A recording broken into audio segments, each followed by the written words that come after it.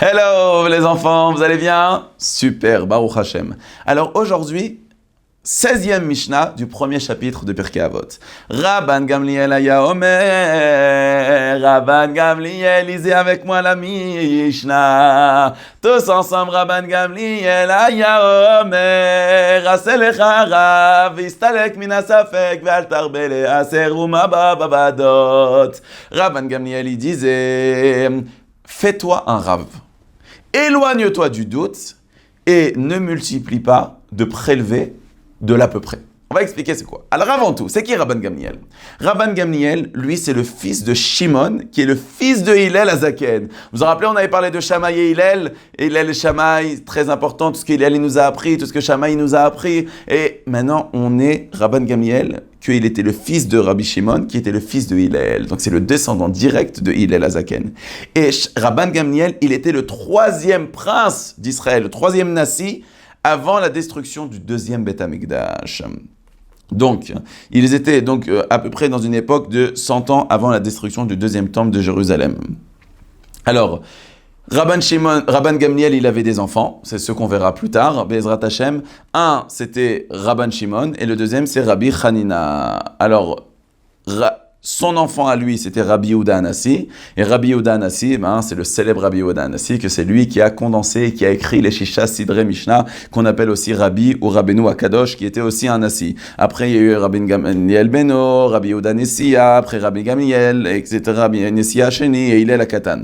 Donc ça, c'est toutes les princes d'Israël qu'il y a eu donc pendant l'époque du Beth Amikdash et après. Le Rambam, dans son introduction au Seder Zraïm, il écrit que le Seder HaKabbalah de Rabbi, que Rabbi, donc Rabbeinu Akadosh, le célèbre maître de la Mishnah, Rabbi, eh bien lui il a pris de Shimon son père, Shimon de Gamliel son père, et lui de Shimon, que lui il a pris de Hillel, et lui de Shemalia Aftalion, et lui de Yoda Metamai Shimon Shatach, et eux de Yoshua Ben Chananya Intarayer Bali, et deux de Yossi Yezer Ishereda Yossi Ben Yochanan, et deux d'Antignosh Socho, et lui de Shimon Hatzadik, et lui de Ezra, qui est Mesharek Nisak Dola, et Ezra de Baruch Meneria, et Baruch de Yirmiya.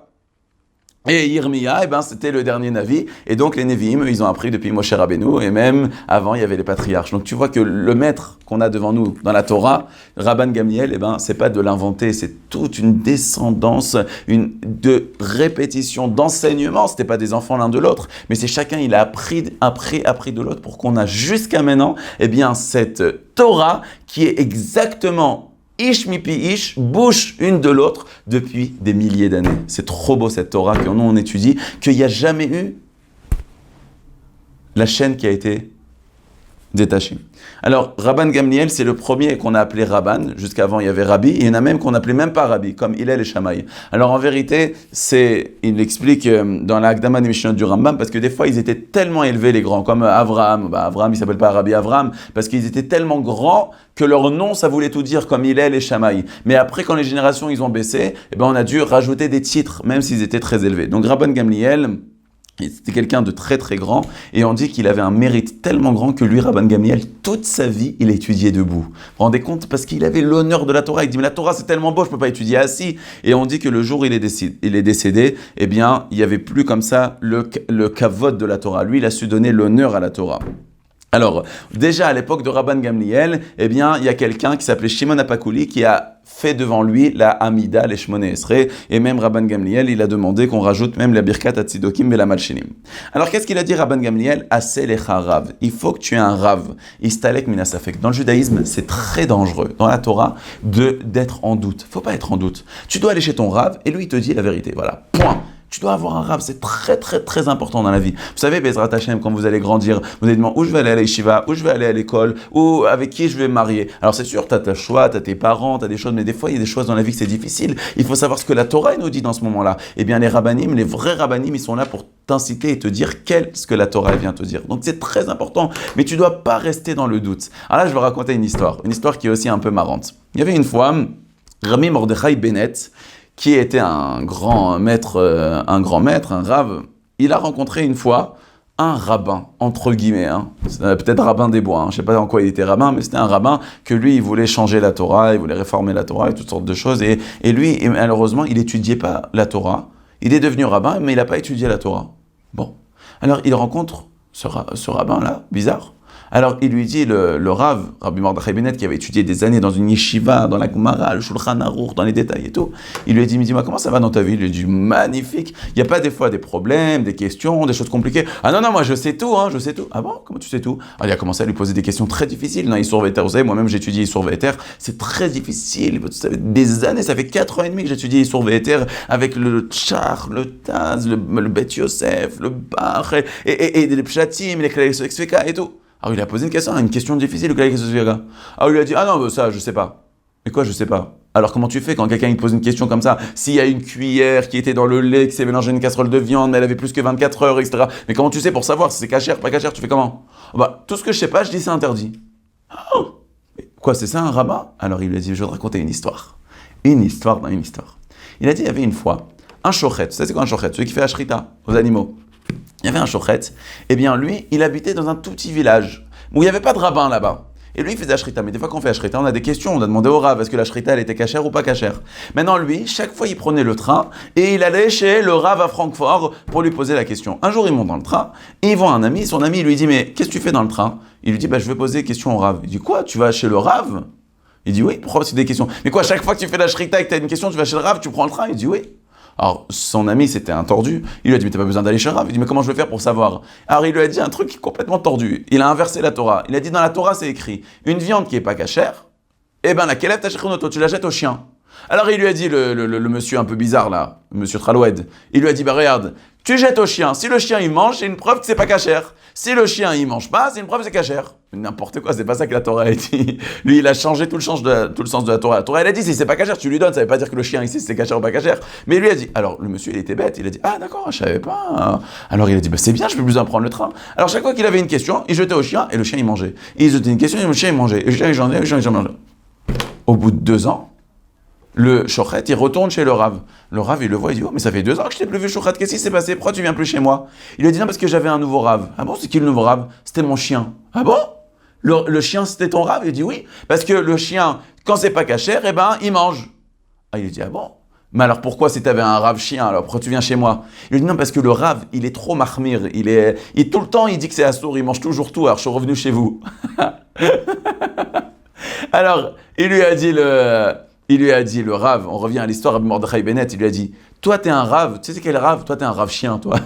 Toi t'es un Rav qui dit que c'est tout à source, t'es un Rav chien ça. C'est pas ça la Torah. Aselech-Rav, va chez le Rav pour savoir quoi est-ce qui est permis, qu'est-ce qui est interdit, mais ne dis pas, ne reste pas dans le doute, c'est n'importe quoi ça. Donc c'est très important. Maintenant il y a une autre explication. Aselech-Rav, il faut que toi tu deviennes un Rav. Parce que si quelqu'un, chaque fois, il va demander à un Rav, c'est difficile, chaque fois tu appelles. Il faut que toi, dans ta vie, tu as envie de devenir un Rav, que tu étudies la halakha, que ça suffit jamais. Toute ta vie, tu dois étudier, comme ça tu vas devenir un Rav. Le meilleur Israël, il dit, c'est pour ça que il faut savoir profiter de son travail. Son travail, c'est d'être un Rav soi-même. Ve'al tarbe la sarumadot. Maintenant,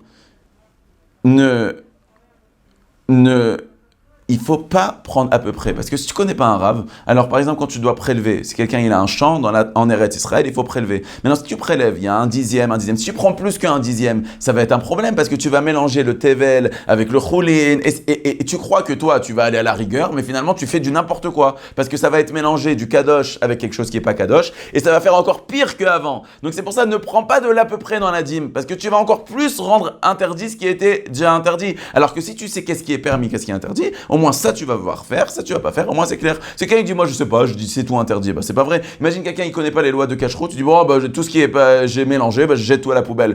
Il va toujours tout jeter à la poubelle, à la fin il ne voudra plus manger cachère. Donc c'est important d'avoir un Rav et ne reste pas dans le safek. Mais aussi très important, si tu as un Rav, il faut que tu acceptes ton Rav comme il est. Comme on dit, un Rav c'est comme un ange. Ça y est, comme un ange, tu poses pas de questions. C'est un Rav, on parle d'un vrai Rav, c'est un Rav qui fait attention, qui est gentil, qui est agréable, qui étudie la Torah sincèrement, qui cherche pas les honneurs. Un Rav comme ça, alors tu dois accepter. T'as plus après de doute. Ah mais peut-être qu'il est tordu, peut-être qu'il est pas intelligent.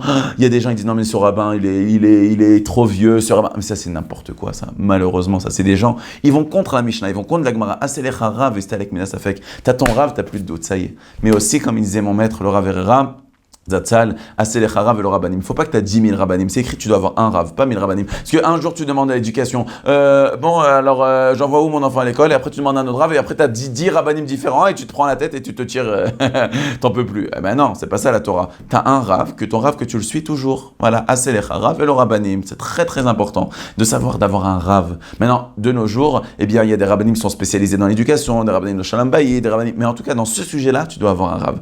Donc, c'est très important que toi, tu deviennes Rav. Très important aussi que tu puisses poser des questions et jamais rester dans le doute. Parce que quand on est dans le doute, on est triste. La plus grande joie qui dit En simcha katarat asvekot. La plus grande joie, c'est quand quelqu'un il est sauvé des doutes. Quand quelqu'un il sait pas qu'est-ce que je fais pas, il est triste. Quand tu vas chez un Rav, tu dis très étrange, c'est terminé. Ne reste pas avec le doute. Je sais pas, j'ai droit, j'ai pas droit. Demande, terminé. Comme ça, tu seras joyeux. Rendez-vous, Bezrat Hashem, à la prochaine Mishnah. Au revoir les enfants, je vous aime énormément. Une question de halakha, besoin d'un conseil personnel? Avec le service Question au Rav, les rabbinim de Torah Box sont à votre disposition 24 heures sur 24, 6 jours sur 7, pour vous répondre et vous aider sur tous les sujets. Shabbat, couple, cacheroute, conversion, loi de deuil.